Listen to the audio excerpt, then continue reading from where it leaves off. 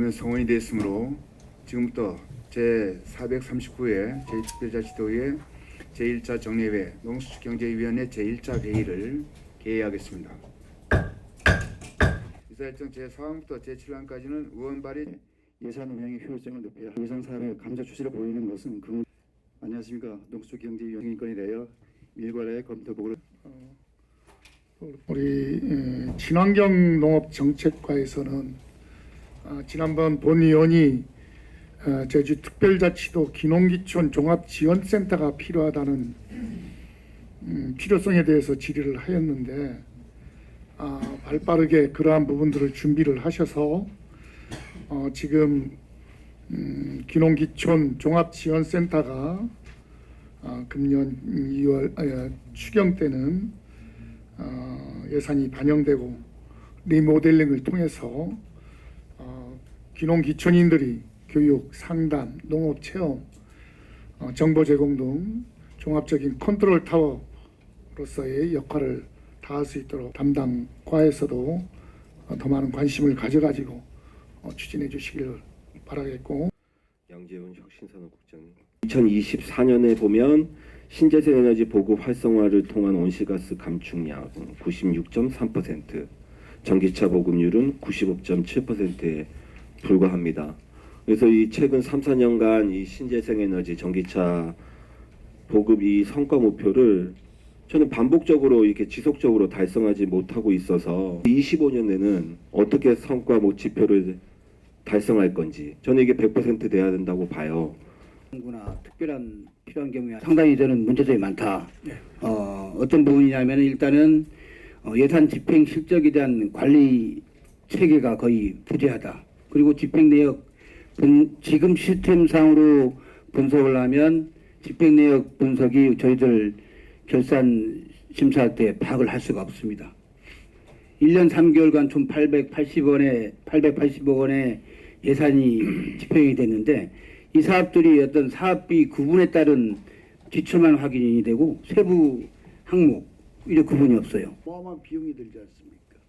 염지하수는 바닷물에 의해서 형성이 되는 겁니다. 그걸 굳이 규제할 이유가 뭐 있습니까?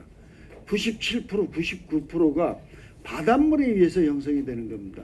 만약에 이게 우리가 빗물에 의해서 형성된 지하수가 염지하수로 활용된다면은 염분 농도가 낮아서 어장에 사용할 수가 없습니다.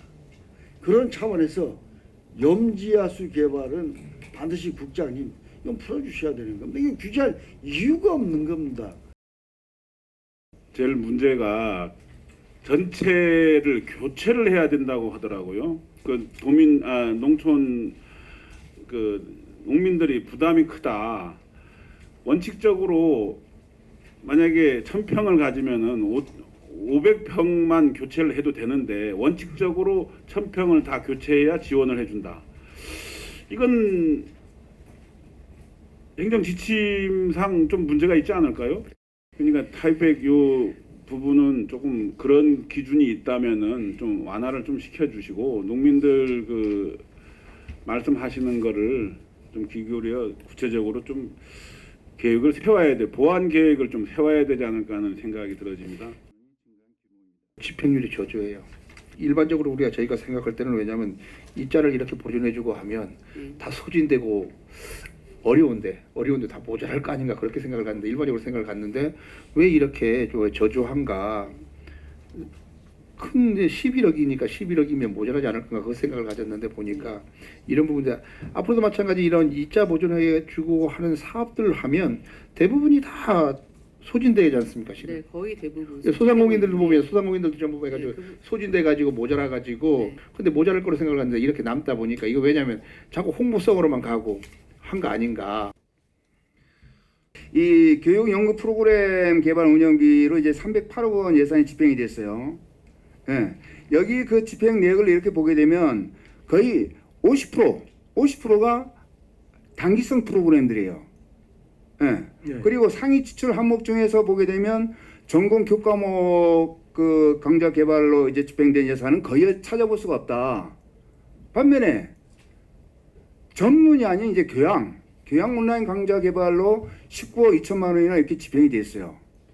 이게 과연 이제 아나이 사업 취지를 이렇게 감안했을 때 예산 집행에 있어서 적정성이 있는지 상당히 좀 의문스럽다는 얘기예요. 재정 운영 전반을 되돌아보고